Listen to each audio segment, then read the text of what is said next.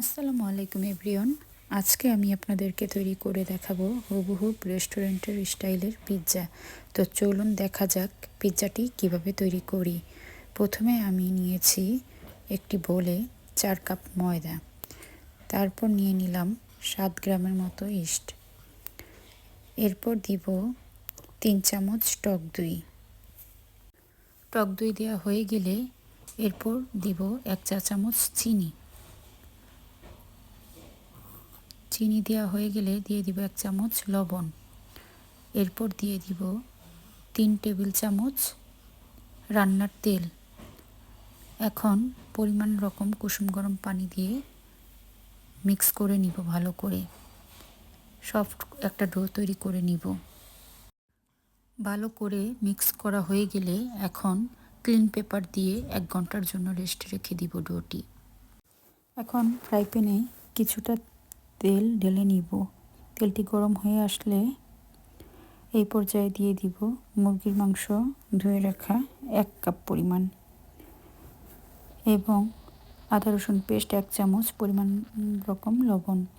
ক্যাজন সামান্য পরিমাণ দিয়ে মুরগির মাংসগুলো ভেজে নিব ভালো করে। ভাজা হয়ে গেলে আমি পিৎজার জন্য টপিংগুলো নিয়ে নিব। এখন আমি কি টপিং দিব আপনারা দেখতেই পারছেন, আর আমি উপরে দেওয়া ক্যাপশনে লিখে দিয়েছি কি নিয়েছি আমি। আপনারা আপনাদের পছন্দ অনুযায়ী নিয়ে নেবেন। আর দেখুন আমার পিৎজার ডোটি ফুলে ডাবল হয়ে গিয়েছে। এখন আমি এই পিৎজার টপিংগুলো দিয়ে পিৎজার বেস বানিয়ে নিব। প্রথমে আমি একটি ট্রেতে সামান্য পরিমাণের তেল ব্রাশ করে নিব। ব্রাশ করা হয়ে গেলে পিৎজার ডোটি রুটির মতো বেলে বড় করে নিব। এখন ট্রেতে বিছিয়ে দিব রুটিটি। এরপর কাঁটা চামচের সাহায্যে ভালো করে কেচে নিব। এখন পিৎজা সসগুলো দিয়ে দিব 1 কাপ পরিমাণ। দেওয়া হয়ে গেলে পুরো সব জায়গায় রুটির মাঝে ছড়িয়ে দিব সসগুলো। দেওয়া হয়ে গেলে গ্রেট করা চিজ দিয়ে দিব সামান্য পরিমাণে প্রথমে। এখন ভাজা মাংসগুলো দিয়ে চারিদিকে ছড়িয়ে দিব। দেওয়া হয়ে গেলে পেঁয়াজ দিব অর্ধেকটার পরিমাণ। এরপর সবুজ লাল ক্যাপসিকাম 1 রকম দিয়ে দিব। এরপর দিয়ে দিব সুইট কর্ন 1/2 কাপ পরিমাণ। তারপর দিব কাঁচামরিচ 3টি, অলিভ 10টির রকম কেটে পুরোটা ছড়িয়ে দিয়ে দিলাম এবং মোজারেলা চিজ 1টি দিয়ে দিলাম। এখন 1 কাপ পরিমাণ গ্রেট চিজ ওপরে দিয়ে দিলাম।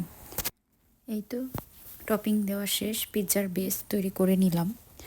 এখন পিৎজাটি 20 মিনিটের রকম ওভেনে বেক করে নিব। 20 মিনিট হয়ে গিয়েছে। এখন আমার পিৎজাটি রেডি। ওভেন থেকে পিৎজাটি বের করে নিলাম। এখন একটি পিৎজা কাটারের সাহায্যে স্লাইস করে কেটে নিব। খুবই মজা হয়েছিল পিৎজাটি।